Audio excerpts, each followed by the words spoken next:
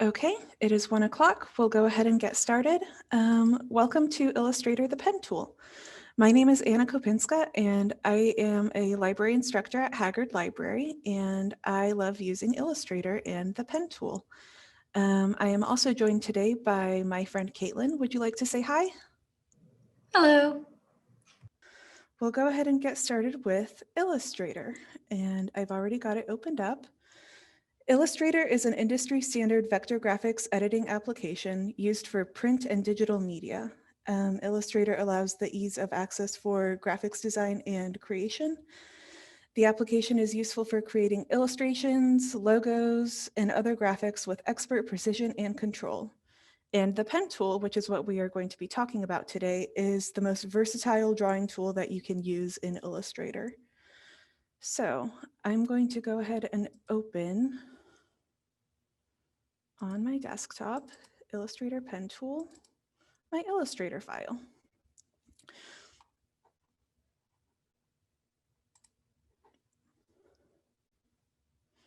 And I can tell already that this is in Essentials and I want Essentials Classic. So I'm going to go to the upper right-hand corner where the workspace menu is, and I'm going to switch over to Essentials Classic so that I can see my tool functionalities here at the top ribbon. And I'm going to zoom in a little bit on this first artboard by holding down the Alt key and using the scroll wheel on my mouse. And we are going to go over some vocabulary, but first I think it's useful if we have something to play around with as we talk about this vocabulary. So I'm going to create an ellipse. And I'm going to make it a green ellipse. And then I'm also going to create a star. Gonna move that over a little bit. And I'm going to make that star purple. Why not? So using just the shape tool, we have already drawn paths, but the pen tool is what's used to create paths that are a bit more free form and that don't constrain themselves to these shapes. So we can look at the paths a bit more directly with the direct selection tool. This is this white arrow in the toolbox. And if you click on a path, you can see, I hope that you can see, these things called anchors. They're called anchor points, and they direct the path. They can be moved, but the path outline must pass through each anchor point. So in this case, the black outline of the oval is our path. And you can see we have 4 anchor points, one at the top, one on the left and the right, and one on the bottom. So we can move the anchor points and the path will change based on that movement. So instead of an oval, now we have kind of a weird shape, or maybe something that looks a bit more like a Frankenstein head. I think that I have Halloween on the brain.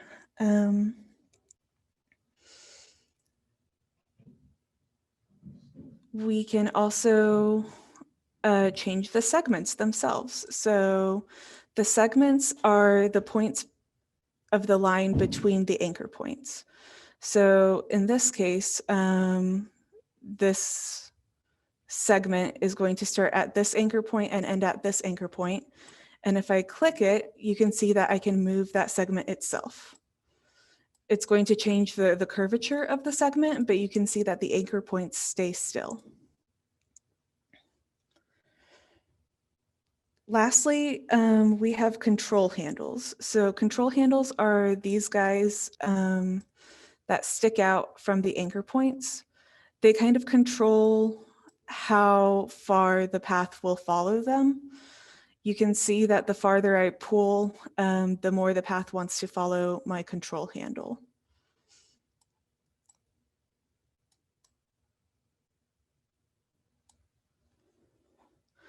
And it's the same with the star, except the star does not have control handles because control handles only occur on cusp points and smooth points, and we'll talk about those in just a minute. But we can move the segments themselves, or we can move the anchor points to get a shape that we really want. Maybe I want a weird looking star.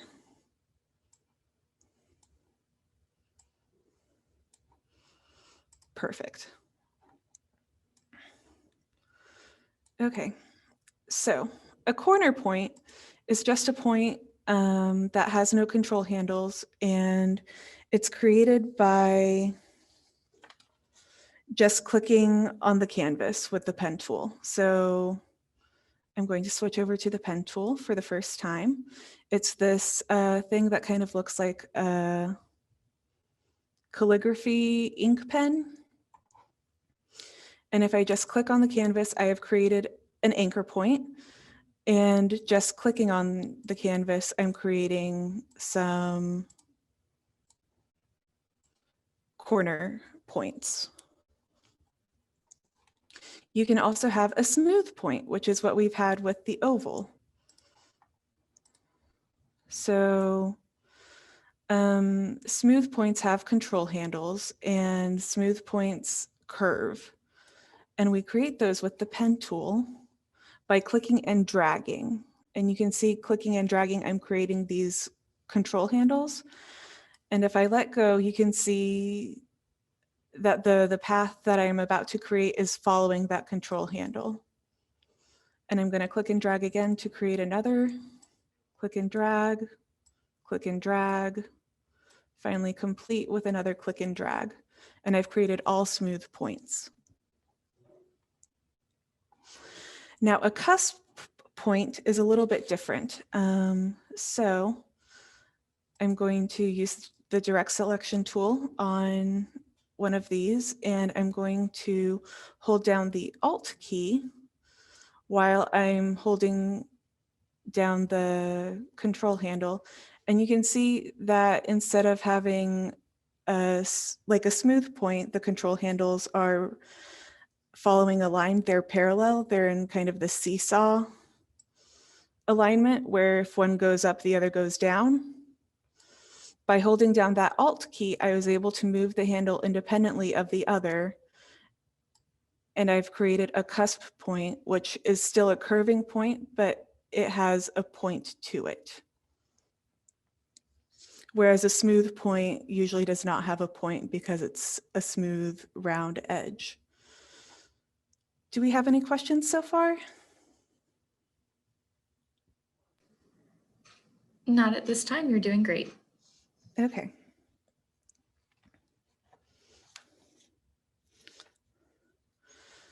So now that we've talked a little bit about the different points, we are going to practice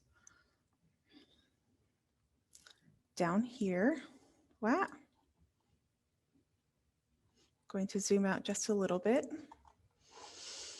And we are going to practice creating a dinosaur. So I'm going to do File, Place, and I've got my one dinosaur practice.png file, and I'm going to place it in the upper corner. And you can see it's a little bit fuzzy. It's a little bit pixelated, and that's perfectly fine because we are going to use the pen tool, and the pen tool is capable of creating vector graphics. Vector graphics, no matter how far you zoom in, they will always maintain their clarity because they are based on mathematical formulas. So I'm going to switch back over to the pen tool. And we're going to start by tracing out this spiky area of the tail. And I'm going to create kind of this mountain range.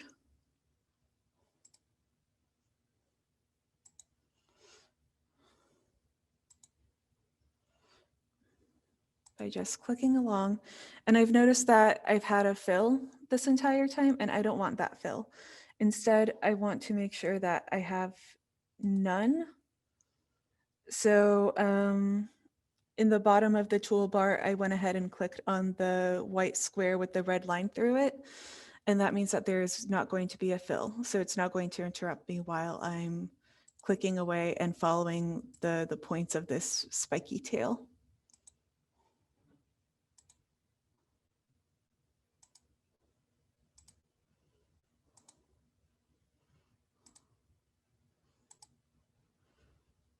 And I'm going to go ahead and connect and make this a closed path. You can tell that it's going to be a closed path because the icon changed from just a regular pen tool icon to a pen tool icon with a little circle in the bottom right corner.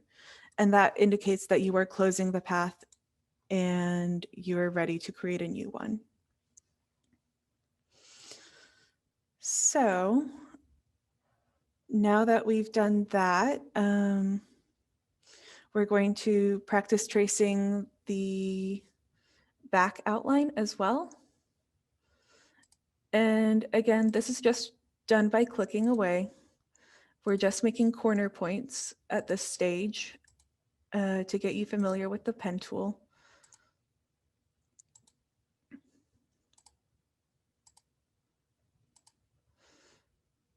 And it doesn't have to be exact. If you notice that you accidentally misplace an anchor point a little bit further away than you were intending, what you can do is you can hold down the control key that brings up your direct selection tool and move it so that it's a bit more in the place that you would like.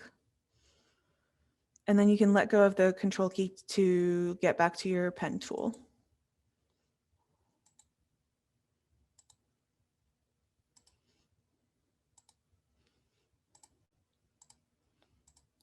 Going to speed along a little bit faster now because I think that you get the point. The corner point.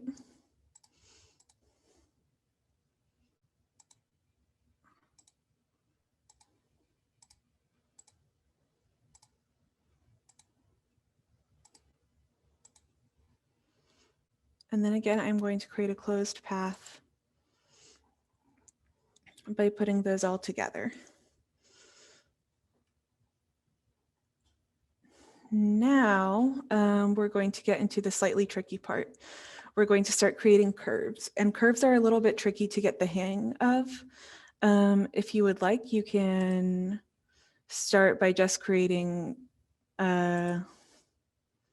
these kind of triangle shapes, and then later on you can hold down the Alt key to convert your anchor point into a smooth point. So I'll do that one more time. I'm just clicking away. And I'm holding down the Alt key, which you can see changes my cursor into something that looks a bit like the direct selection tool, but it's not a complete direct selection tool. It's missing its bottom. And by clicking and dragging, I'm able to create some curves with that. And then by holding down the control key, I can alter how far curved that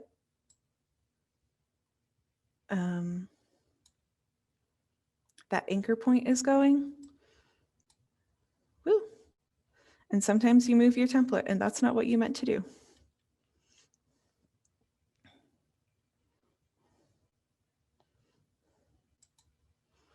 Okay.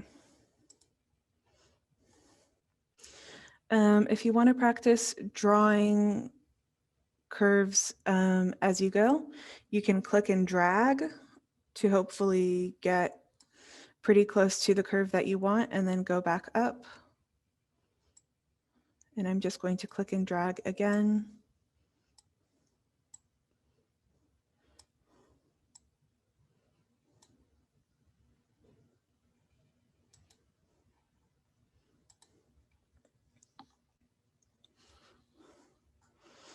Okay.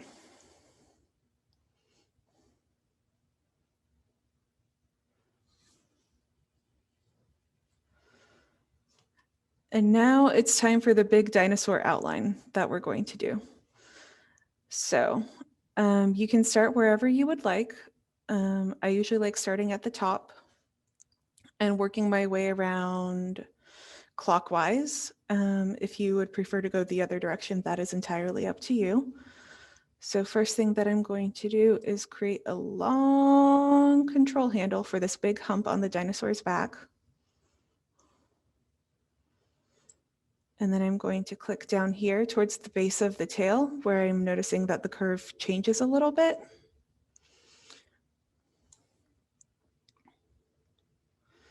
And then I'm going to go up the tail to the tip.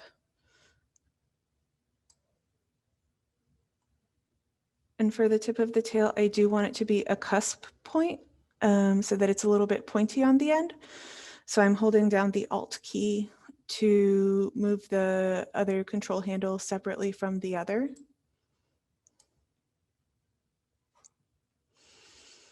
And then I'm going to go down almost to the base of the tail and create another long control handle so that that curve on the tail works.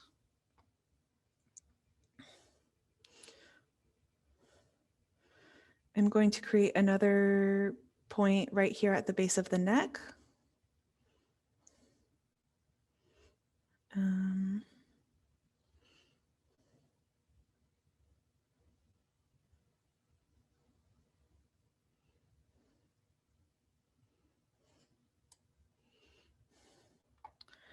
And then one right here on the tip of the nose. Another one on the top of the head. And I'm noticing that that curve is a little bit too steep from the previous example. So I'm going to hold down my control key and move that handle down just a smidge.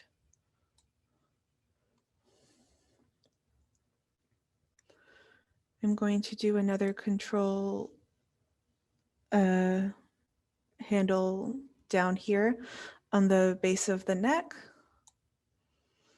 And then back up to the top. And there we have our dinosaur. We can change the fill colors now that we're all done. So let's say that I want my dinosaur to be green, or at least green spiked and green backed, but maybe I want him to be orange.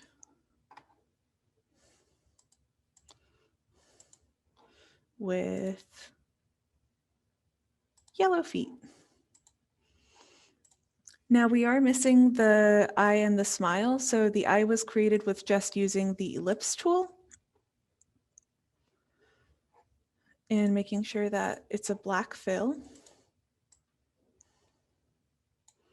So there's our eye. And then back to the pen tool for the smile. Although again, we don't want there to be a fill. So I'm going to click this white square with the red line through it to be none. Oh, and that actually got rid of the fill in the eye, which I'll redo in just a minute. So far, we've been working with closed paths, and the smile is an open path, meaning that it does not connect back to itself. So the way to let Illustrator know that you're done creating that path, you can just hit the Enter key. And there we go. Illustrator knows that we are done with that path. I'm going to go back with my selection tool to make sure my eye is filled in. And there's our beautiful dinosaur.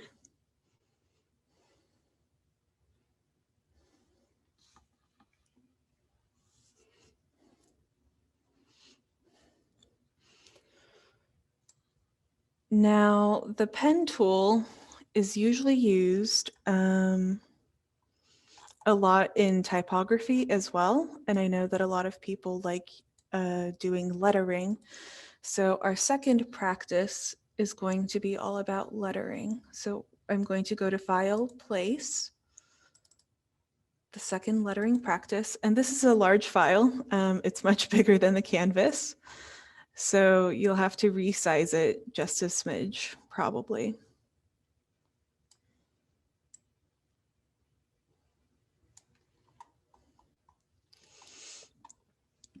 And you can see all of the wonderful different ways of writing Plano Public Library.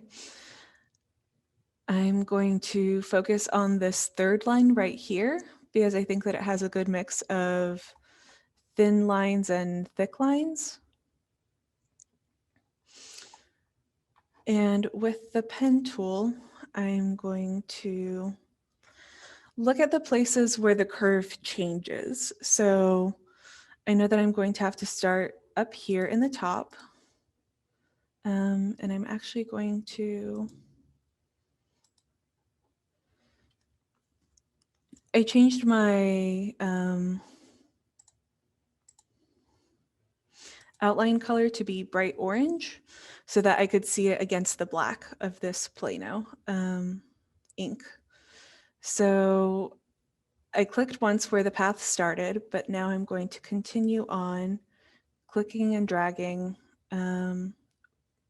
with the control handles to keep in mind where the path kind of naturally goes.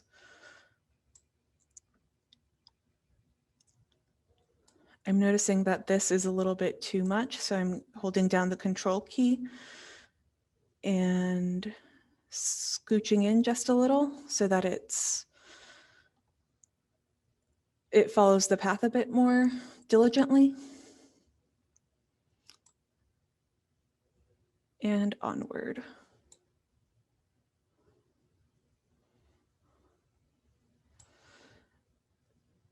So when you're drawing with the pen tool, the thing that you want to keep in mind is that the fewer anchor points you have, the smaller your file size will be, and usually the smoother your illustration or your object will look.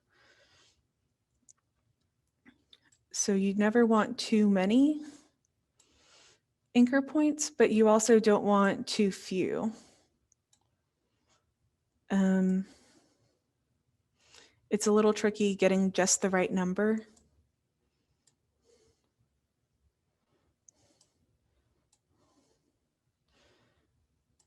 And there's no real equation for it. You just kind of have to eyeball it and see. And I think that I want to scooch that guy in just a little bit more. And I think that's where I'll end that path. So it's just the P and the L because I can see that the A and the N were made with a separate stroke. So I'm going to leave those for the moment because I also wanted to show off the width tool. The width tool is used frequently in combination with the pen tool.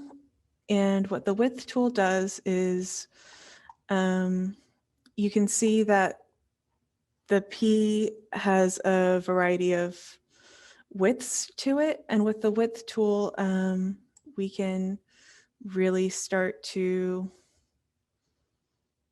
experiment with that and make sure that our line follows the same widths.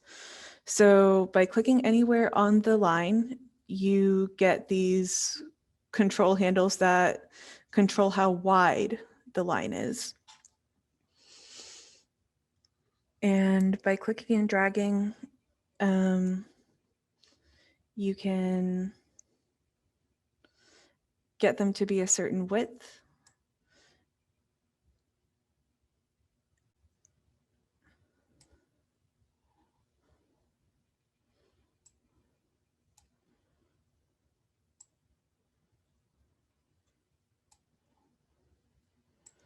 And you can really start to play with how this looks and really make your Illustrator lines that you made with the pen tool look a bit more dynamic, and you can get them to look really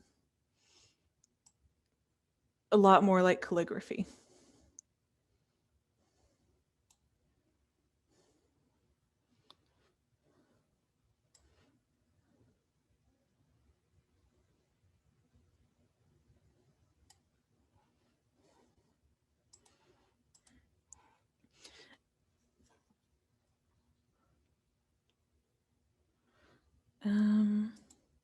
Now this is definitely not perfect as far as the tracing goes, but I think that it looks really good without the original lines. And you can see that the width tool really helped get the P and the L to stand out a lot more.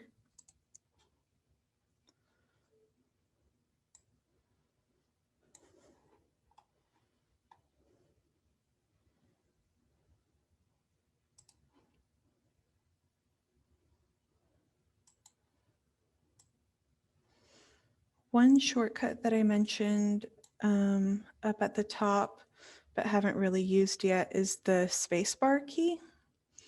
So if you realize as you're drawing your control handles that you've placed your anchor point in the wrong spot, you can press down on the spacebar key, and that allows you to move the entire anchor point and control handles to where you would like them to be. So I think this is where I want my anchor point.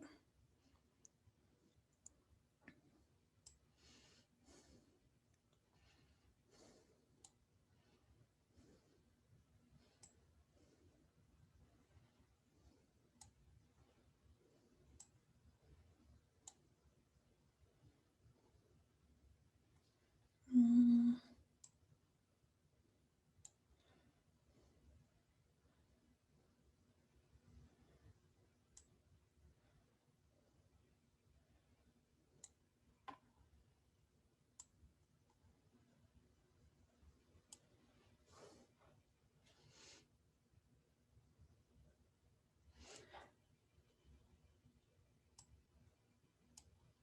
And once you've got the hang of the pen tool, it's really just a matter of practice to get there, and a lot of clicking and dragging. Once you're done with your open path, make sure to hit enter so Illustrator knows that you're done. At this point, you can hit the control key to switch over to the direct selection tool and make any alterations to points if you need to. I'm not really loving how this N is looking. There, that's much better.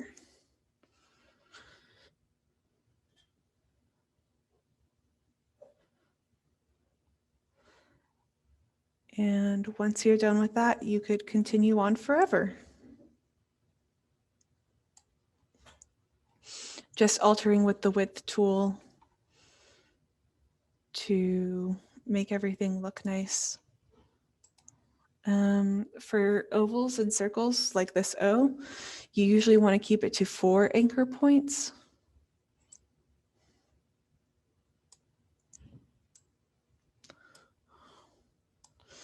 Because that will usually give you the smoothest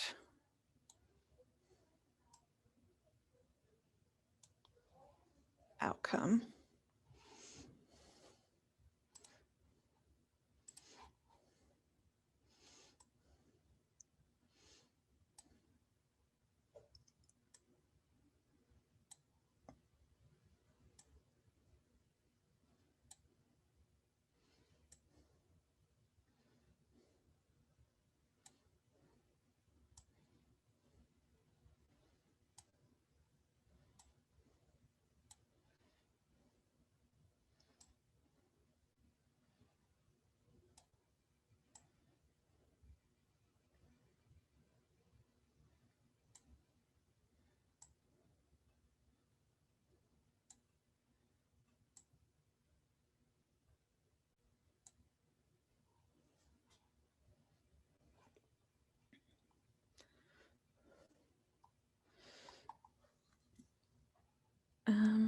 Now, sometimes what you'll want to do once you've fiddled around with the width tool is you will want to still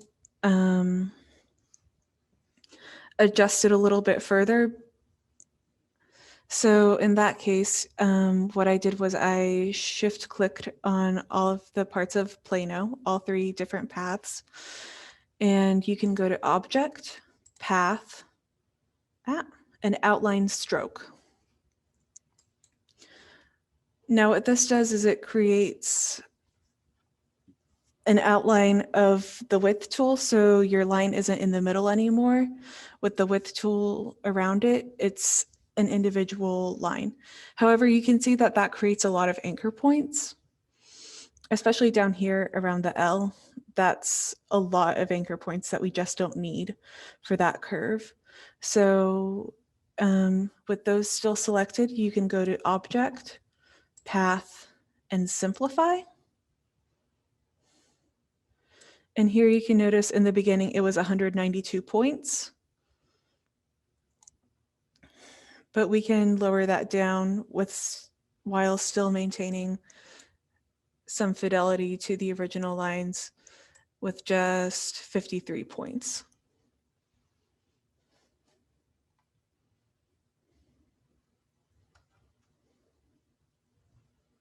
Yeah.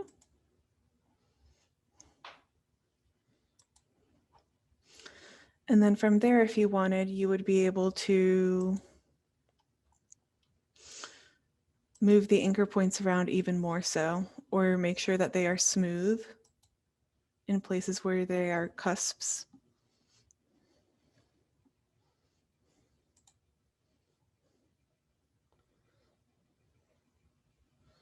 Are there any questions at this point, Caitlin?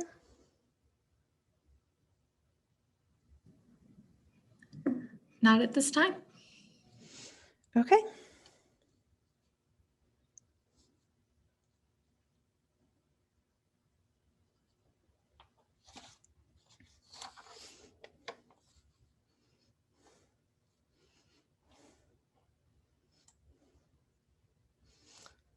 So I think I'm going to switch over to library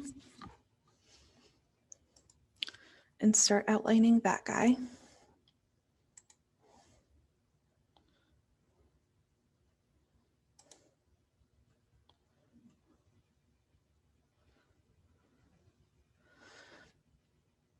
You'll notice that when I'm clicking and deciding where to place my anchor points, I'm looking for where the curve really changes. So I know that there's a slight change here, but I think that I want to smooth that out and just let it be a smooth curve up until this point, because here's when I think that it really changes.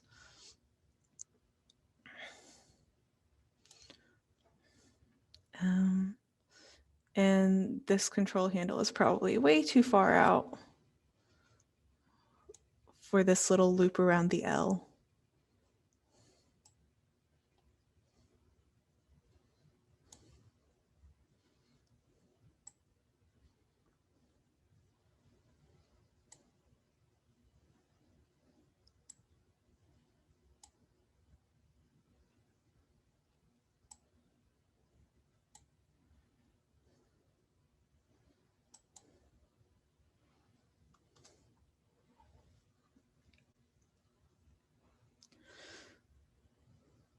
So I ended my path there with the L because I think that it was a separate stroke when she was going forward with the I. But I think soon we'll have some cusp points right here around this B.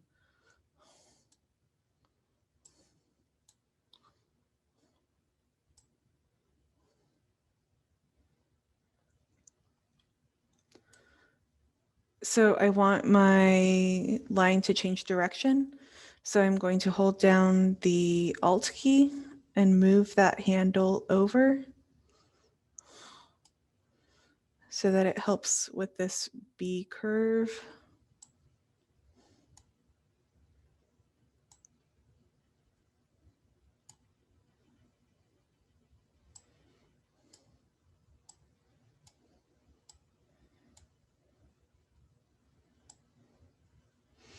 And again, with the R, I'm going to hold down the Alt key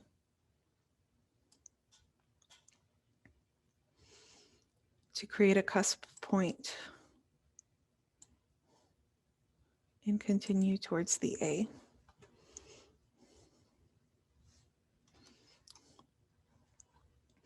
One thing that I don't like about how the cusp points are handled, and I guess for that matter, how the endpoints are handled, you can see that they're very blocky and sharp. So if I zoom in a little bit further, you can see that this I, it starts kind of like a square. It's very sharp 90-degree corners. And you can see where I have my cusp point in the B. It's very sharp and it dives deep. I don't really like that look. So what I'm going to do is I'm going to use my selection tool, the black arrow key, to click on stroke in the options bar for the tool. And there I can change the cap to be a round cap. So that changes how blocky the eye is. And then I can also change the corner to be a round join. So keep your eye on the B as I change it to a round join. So you can see the difference pretty clearly.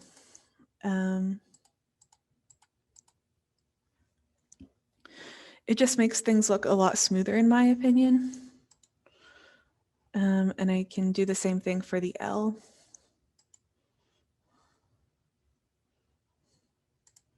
It would help if I clicked on the L to be a round cap and a round corner.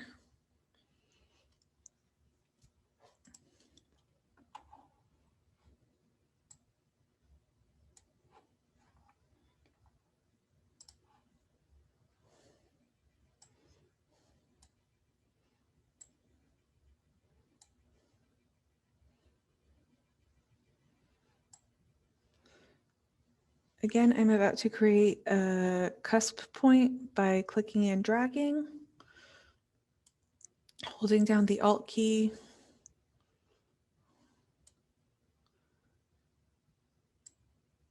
and moving that control handle where I want it to be.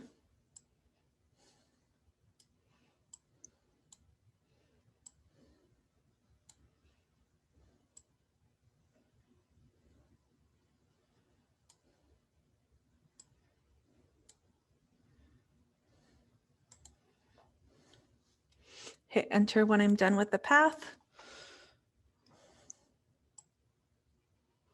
And then I can start on my final line, my final path.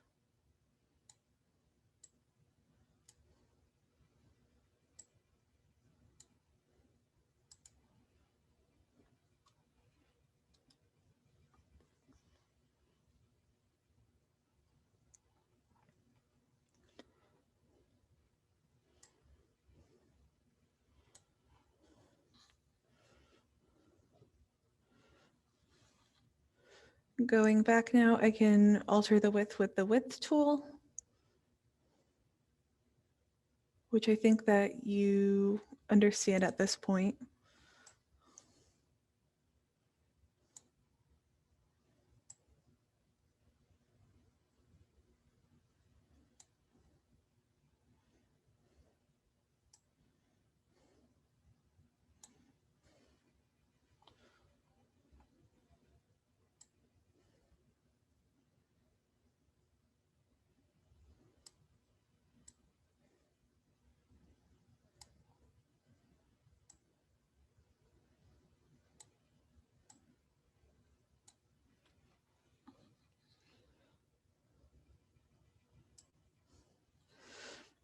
If there are instances where you notice that your line isn't equally thick on all sides, you can make the width tool only thicker on one side by holding down the Alt key.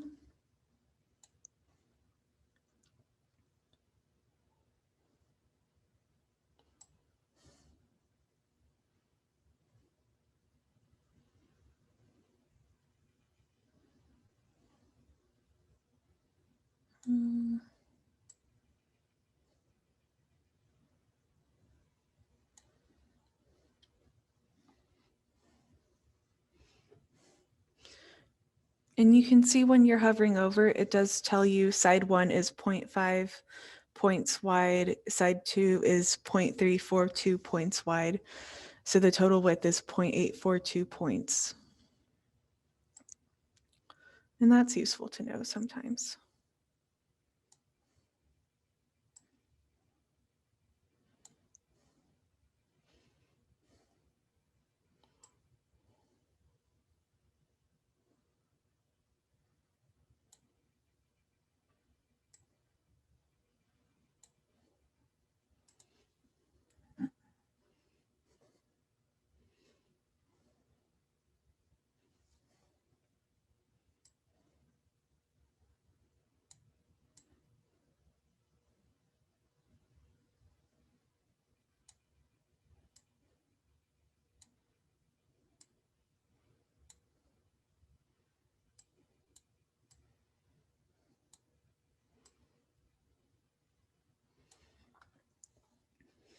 And as I'm making these thicker, I'm trying to remember that typically you want thin strokes going up and thick strokes going down. So I'm trying to imagine how I would be writing this and making sure that if I'm following the lines going down are thicker than the ones going up.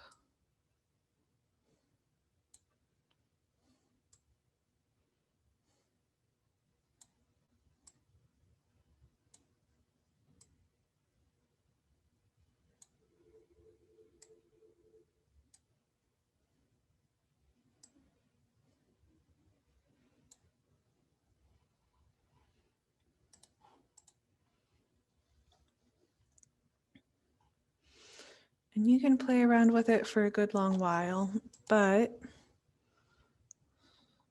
ultimately,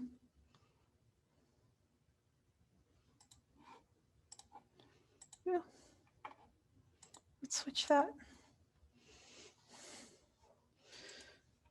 You can get some very, very cool results with just the pen tool and the width tool to help you with your lines. Are there any questions at this point?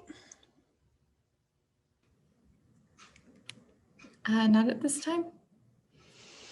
Okay, well, thank you so much for coming and attending our virtual program. You can find more resources on our website, planolibrary.org, or you can also go to our blog, planolibrarylearns.org.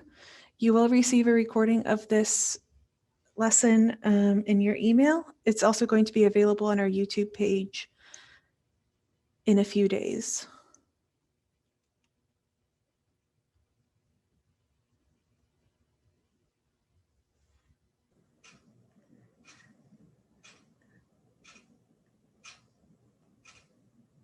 Also, if you have more questions, do feel free to go to our planolibrary.org website to schedule a virtual book librarian session, and we could go over more software specific questions if you have them.